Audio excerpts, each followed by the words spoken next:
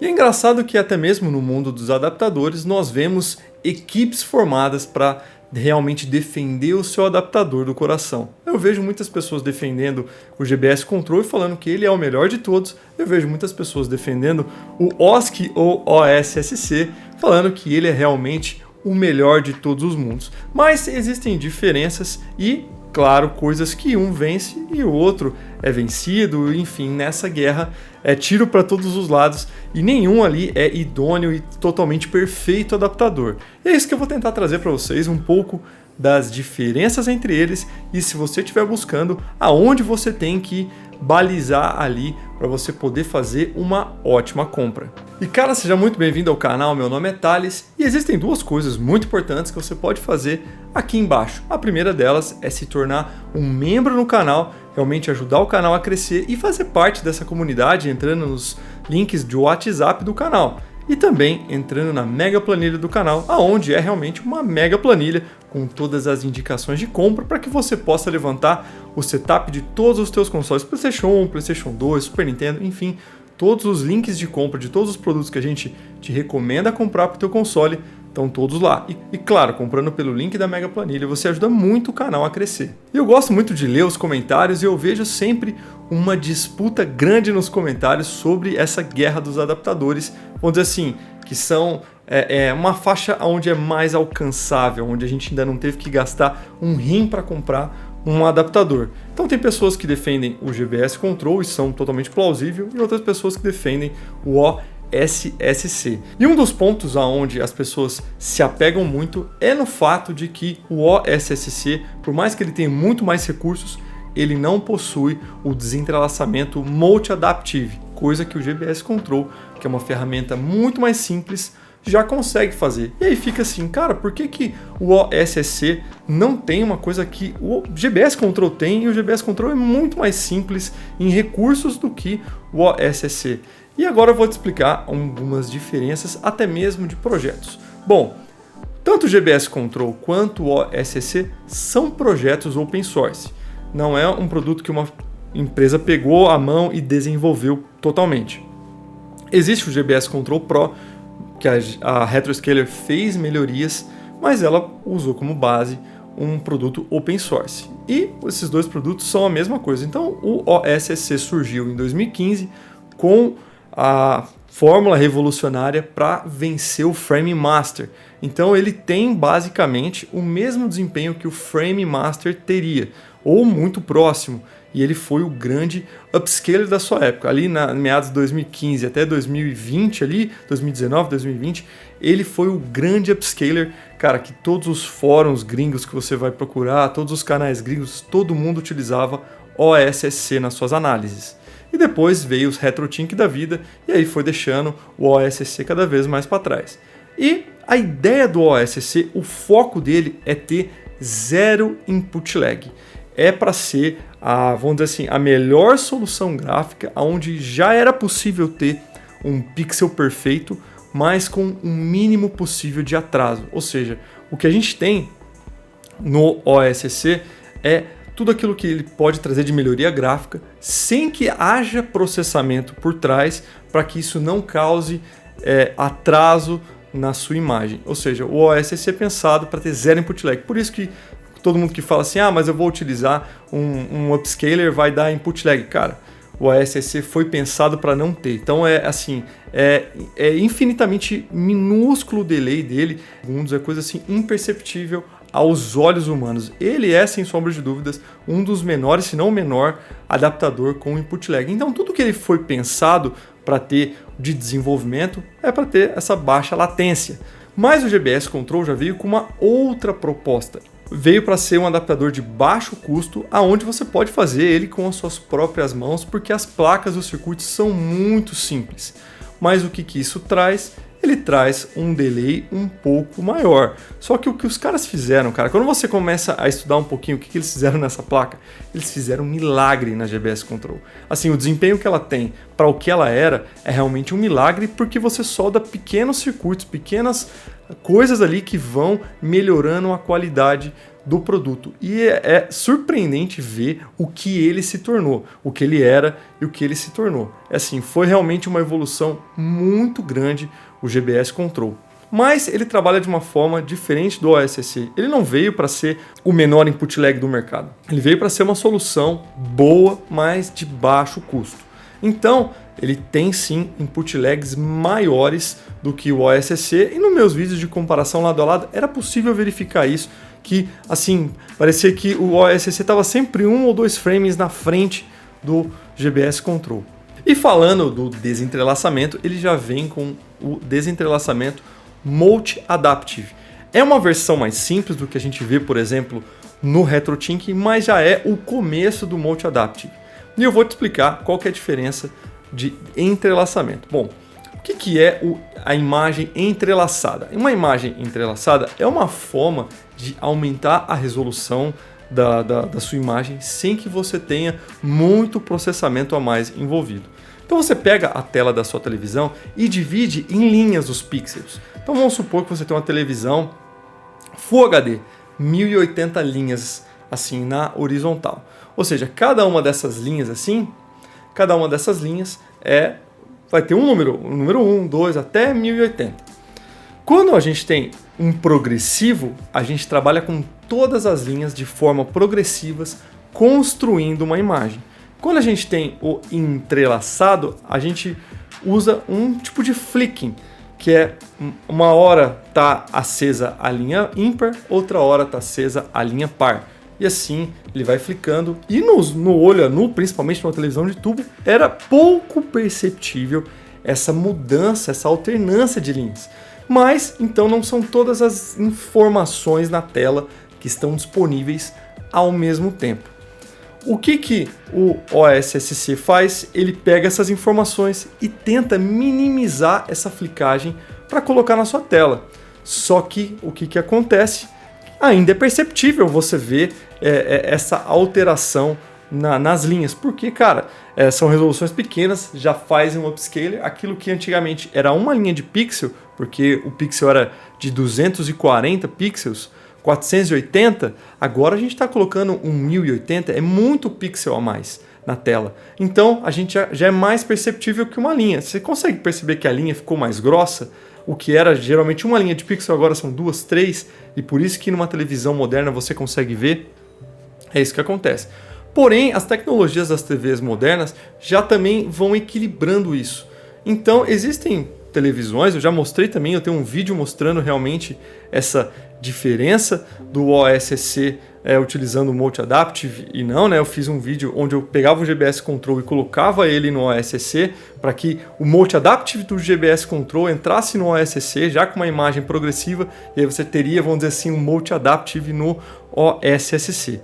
Isso causa algum delay também, delay em escala, mas dá para fazer, fica uma solução interessante e eu já tenho um vídeo no canal mostrando isso. Mas o que acontece é que em alguns televisores, o OSSC, você não vai conseguir perceber tanto essa cintilância, mas ela acontece, ela existe. Já no GBS Control, o que é o Multi Adaptive? O GBS Control, antes de te entregar a imagem na tela, ele guarda alguns frames, 2 a 3 frames, às vezes 4 frames, e ele mescla essas imagens e ele descobre aonde que é ímpar, aonde que é par, e faz uma sobreposição de imagem e exibe esse frame na tela. Ou seja, ele vai guardando frame e vai formando frame e vai jogando na tela. Esse efeito é chamado por buffer, frame buffer. É essa capacidade que o GBS tem de guardar alguns frames na sua memória e depois soltar a imagem. Esse é o Multi Adaptive, mas o que ele causa? Um delay ainda maior, porque ele tem que guardar informações para depois exibir. Ele exibe uma informação melhor, só que ele parece que ele aplica um filtro de fumaça, ele dá uma leve esfumaçada na imagem para cair um pouco a qualidade, para que ele consiga armazenar esses frames a mais e ele exibe na tela. Então quando você está, por exemplo, jogando um jogo, você liga o Multi Adaptive, porque o GPS Control ele tem tanto o desentrelaçador do OSSC, que é o Bob, de uma versão semelhante, como também o Multi Adaptive. E quando você liga o Bob, você vê que a imagem ela encaixa um pouco melhor. Ela encaixa um pouco melhor. Ela não fica tão difusa, ela encaixa um pouco melhor. E quando você liga o Multi-Adaptive, você vê que ela fica, as bordas ali do pixel fica um pouco mais esfumaçado. É isso que acontece, porque é assim que ele trabalha. Então essa é a grande diferença dos dois. E Thales, por que a gente não tem então um Multi-Adaptive no OSC? Dois motivos. Primeiro, porque o projeto do OSC é para ter zero input lag, é o menor input lag que é possível ter, então não era interessante, não era a proposta do produto ter um Multi-Adaptive que causa delay, não era esse a proposta. E depois, não há espaço dentro da programação do OSC para que ele possa guardar esses frames e fazer a mesclagem. A diferença é que o GBS Control, cara, eu sei que parece doido isso, por mais que ele tenha menos processamento, mas tem na sua memória espaço suficiente para armazenar esses 2, 3 ou 4 frames para fazer essa mesclagem e exibir na tela. A custo, realmente, de ter um maior input lag, mas essa é, sim, as duas grandes diferenças dos dois equipamentos. Na questão de entrelaçamento, existe uma outra diferença, que é a forma de construir uma imagem. O GBS Control, ele não trabalha com escalonadores de imagem. Ele não pega o pixel e vai multiplicando a sua escala. Ele entende o sinal e cria uma própria através da sua própria escala. Por isso que tem vídeos no canal, aqui os links para o clube de membros, você tem acesso a esse conteúdo, onde eu explico como que você escalona a imagem do GBS Control para ficar mais próxima de um escalonador como o OSC, onde a gente chega num pixel perfeito. Porque o GBS Control, sem que você faça essa modificação à mão, ele vai distorcer a imagem para a escala que ele achar melhor. Ele pega a imagem e entende, e ele vai escalando. Não, esse pixel aqui eu vou crescer um pouco mais, esse eu vou deixar um pouco menor. Então ele vai fazendo escalas de pixel, pixel grande, pixel pequeno, pixel grande, pixel pequeno, pixel grande, pequeno, grande, pequeno, grande, pequeno. E quando você olha na imagem geral, tá bonito, mas quando você chega perto, você vê que tem as escadas não estão perfeitas, e você tem como deixar realmente perfeito, você precisa realmente mexer. Já no OSC, ele sempre vai fazer uma escala perfeita. Ele não trabalha com outro tipo de escala, é sempre por multiplicação. Por isso que ele consegue chegar naquele pixel tão denso, porque já é no princípio do escalonamento dele, ele é feito um escalonamento 1, 2, 3, 4, 5, 6, X de escalonamento.